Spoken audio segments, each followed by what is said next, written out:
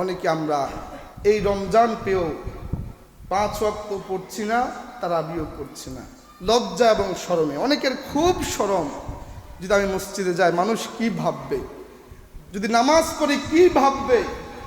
এটা কোনো কথা হলো? অনেক মানুষ তারাবিও পড়ছেন না, 5 ওয়াক্ত পড়ছেন না, জুমার মধ্যে হয়তো বা কেউ কেউ আসেন। আপনার মহান রব যিনি, আপনার মালিক যিনি, তার কুদরতি পায়ে আপনি সিজদা করবেন, লজ্জার কি আছে? আপনাকে যদি আজকে ঘোষণা দেওয়া হয় গোটা রাত্রির মধ্যে আপনি দাঁড়িয়ে থাকবেন, আপনাকে সোনা মুদ্রা দেওয়া হবে, হীরা ডায়মন্ড দেওয়া হবে, আপনি দাঁড়িয়ে থাকবেন, আমিও দাঁড়িয়ে থাকবো দুনিয়ার জন্যে। কিন্তু হীরা ডায়মন্ড সোনা অর্জনের চাইতো রমজানের প্রতিটি মুহূর্ত, প্রতিটি সেকেন্ড আরো দামি। যেই ব্যক্তি বুঝে সেই খুঁজে।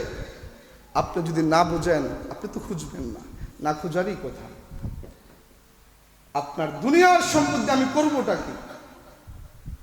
আমার সন্তানের জন্য আমি অর্জন করে করবোটা কি? চলে যাওয়ার পর তো আমার হিসাবটা আমাকেই দিতে হবে, আমার হিসাব সন্তান দিবে না।